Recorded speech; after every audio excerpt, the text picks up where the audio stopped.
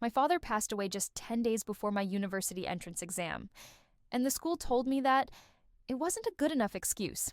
He died of cancer after 3 breathless months of fighting. His death left a massive void in our family, and I, the child trying to hold it together just to take the exam, thought I'd at least receive some understanding from the school. But no. My request to retake the exam was denied due to insufficient compelling evidence. Yes, even though I submitted the death certificate. My father was not a weak man.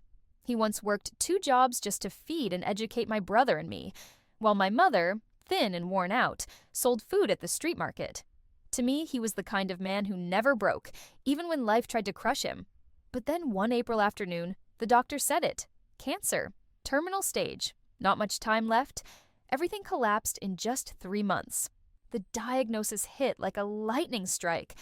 But his death, that was a flood that swept away every shred of emotional preparation I had left. I didn't have time to panic or even grieve, because there were bills to pay, hospitals to call, medications to chase, desperate hopes to cling to and then mourn when they failed. Every night, I listened to his dry, rasping cough from the next room and felt utterly helpless. We were a working-class family. No insurance, no big savings, and certainly no time to rest. Then, he died. 10 days before my college entrance exams. 10 days.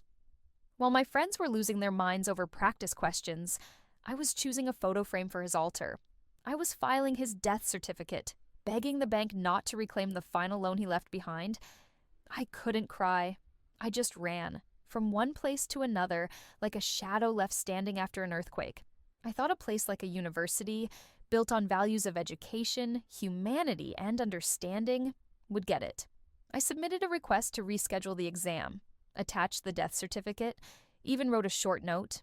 Not much, just, "I'm sorry I couldn't take the exam. My father passed away. I hope you'll consider giving me a second chance." Then I went back to the funeral, to my mother, who sat by the coffin all night without saying a word, to the neighbors lighting incense, to the pile of banking paperwork and the hard questions no one wants to answer. Now that he's gone, whose name is on the house? I didn't check my email. I didn't think I had to. I truly believed no school, no human being, would deny a child who just lost their father when they're asking for a chance to try again. I believed in decency. I believed grief could be understood, even without additional proof. I was wrong. A week after the exam ended, I finally logged back into the school system, just to find a single ice-cold reply: "Retake request denied. Insufficient evidence to prove the family situation affected academic performance." They didn't ask for more details, didn't care how many hours I slept during those 10 days. They looked at one document and decided it wasn't enough. I felt like a number disqualified from the system, a humanitarian case dismissed for lack of a psychologist's note. My grief just didn't count. My father died, and to them, that was nothing more than a date on a piece of paper. I used to think I was strong. I used to believe that if you lived decently, worked hard enough, then when injustice struck, at least someone would stand by your side. But when I read the university's rejection notice, cold and emotionless, I realized something even more painful than my father's death. Pain, too, can be denied if it doesn't fit the form or come with sufficient documentation. I don't remember exactly what I did in the half hour after reading that line. Maybe I cried. Maybe I screamed into the walls. Or maybe I just sat there, frozen, staring at the screen like it had just sentenced me. I wasn't sure if I was angry, heartbroken, or simply in despair. All I felt was this crushing weight on my chest. I wanted to scream, "My father died. What else do you need before you believe I'm affected?" What hurt me most wasn't being denied a makeup exam. It was feeling like I wasn't seen as a grieving human being, just a student ID that didn't qualify for an exception. I started doubting my own emotions. Maybe I was being too weak. Maybe I should have taken the exam, even with the image of my father lying still in his coffin burned into my mind. I sank into days of self-doubt until another email came, not from the administration, but from my philosophy professor, the one I had once submitted an emotional essay to about consciousness and death. Her message was short. The faculty has met privately. You don't need to worry. We'll let you retake the exam." That was it. No further questions, no suspicion. No requests for more paperwork. I didn't have to prove that I was hurting enough to be granted empathy. I sat still for a moment, and then the tears came. For the first time since my father's funeral, not just tears of gratitude, but the tears of someone who'd just been pulled back from the edge of becoming invisible in a world ruled by procedures and protocol. In the days that followed, a few other professors reached out. Some sent their condolences. Some quietly asked if I needed to delay any assignments or just wanted someone to talk to.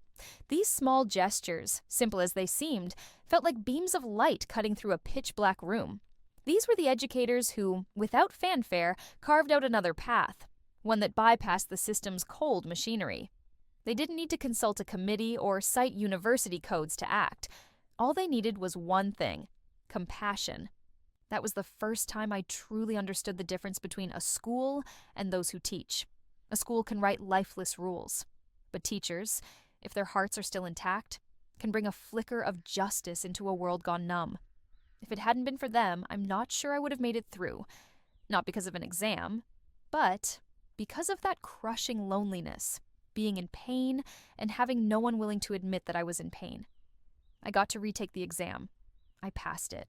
And eventually, I passed the course. But no one ever told me that the hardest part wasn't the exam itself. It was the quiet, lingering wound left behind. After everything settled, when the emails of sympathy slowed down, when my friends returned to the rhythm of their lives, I stayed behind, alone, with a kind of exhaustion I didn't know how to name. I went back to class. I turned in assignments on time. I nodded when professors took attendance. I smiled when friends asked, "You okay?" And I said, "Yeah, I'm okay." But that was a polite lie, and I knew it. I wasn't okay. I couldn't sleep through the night anymore. Every time I closed my eyes, my father's face came back to me. So did the sound of the hospital door knocking in the middle of the night, the sound of my mother's choked sob as she signed the final discharge papers. I lay awake most nights, not because of schoolwork, but because of one question that kept playing in my head. If the school had just believed me from the beginning, would I still feel this invisible, this small? I started to lose my sense of direction. Learning used to be my passion. Now, it felt like a hollow task. All my past achievements suddenly meant nothing.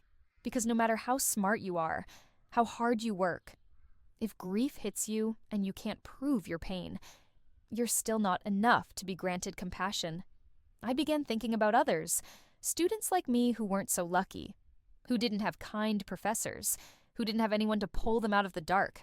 Are they still trying? Or did they quietly drop out, slowly erased by a system that only believes pain when it comes with paperwork? And so, I started to write. Not essays, not assignments, just my story.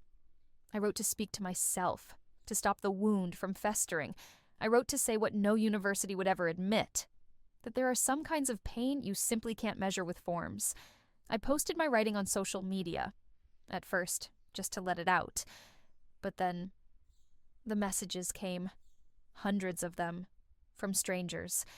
They told me about losing their moms, their best friends, about falling into depression and getting rejected by the very institutions meant to help them.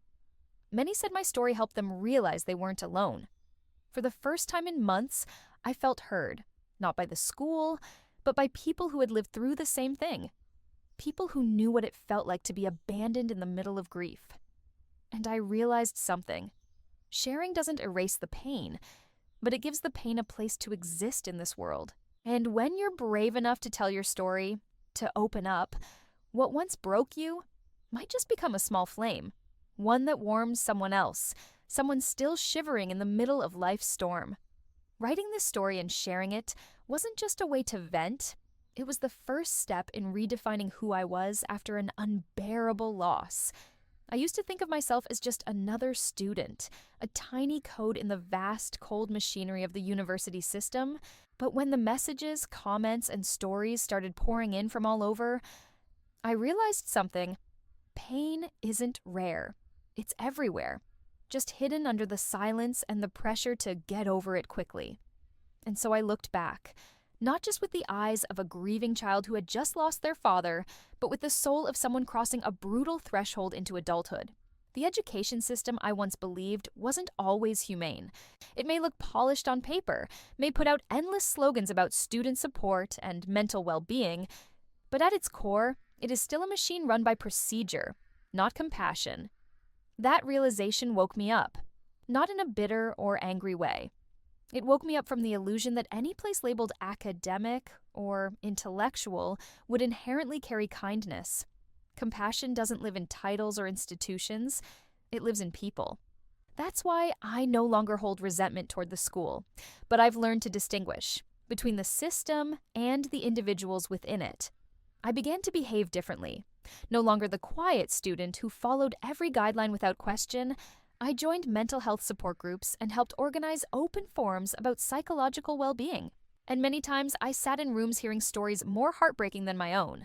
Students who lost loved ones the day of their graduation exams, students drowning in depression, yet still forced to meet deadlines.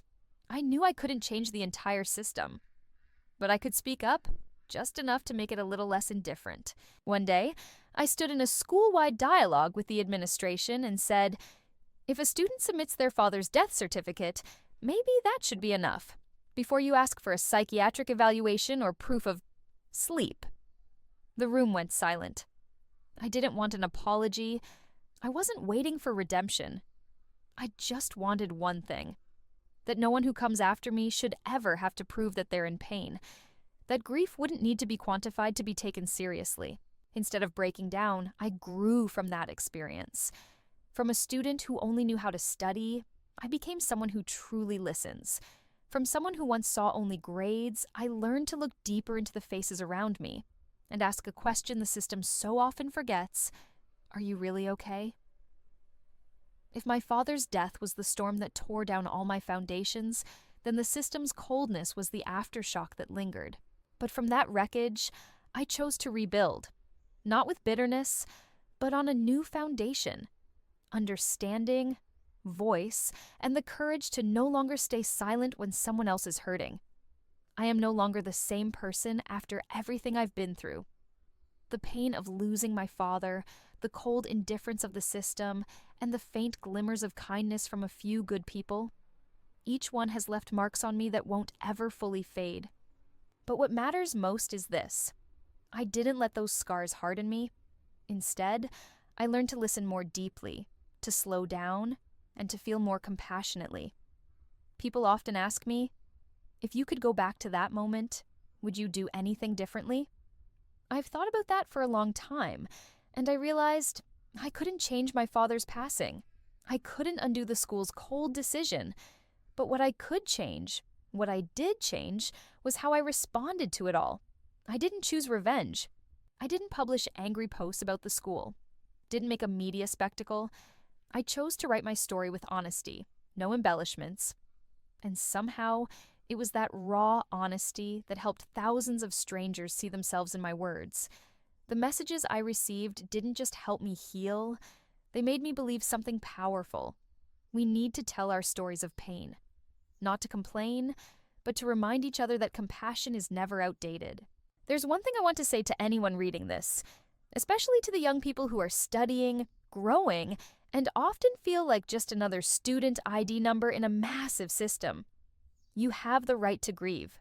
You have the right to be vulnerable, and you have the right to be shown compassion without needing to perform your pain to prove it. There is no official form that can accurately measure the depth of human hurt. No document can replace the sleepless nights, the tearful phone calls, or the choking silence at a funeral. And no one has the right to say, that's not enough to qualify for a makeup exam. I understand that institutions need procedures, but procedures without a heart are just machines that crush people. What we need is not to abandon structure, but to remind each other that within every process, there should still be room for humanity. I'm still a student. I still have exams to take. I still have to live with the absence of the first man who taught me what it meant to be responsible.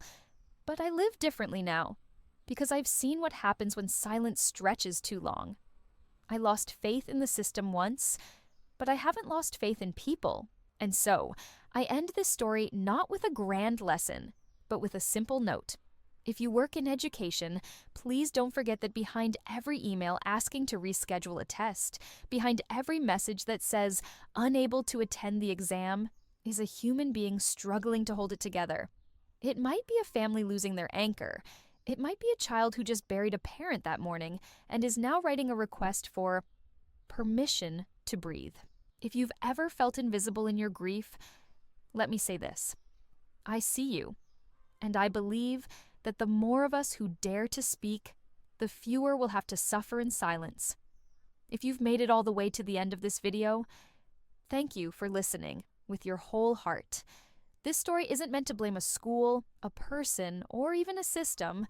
It's a quiet reminder that sometimes what hurts a person most isn't the pain itself, but the silence surrounding that pain. If you've ever had to hold yourself together through grief no one could see, if you've ever trembled while writing a leave of absence form, afraid of being misunderstood, if you've ever felt weak simply because you dared to feel, then there's one thing I want you to know.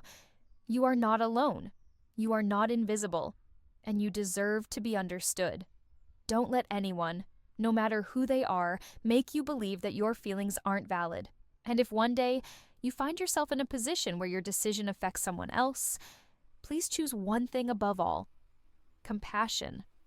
Because sometimes a single nod of empathy can save an entire life on the verge of breaking. That's the end of this story. If you found it meaningful, please leave a comment, like, share, or subscribe. It truly gives us the strength to keep creating more stories like this. Thank you for listening, and we'll see you next time.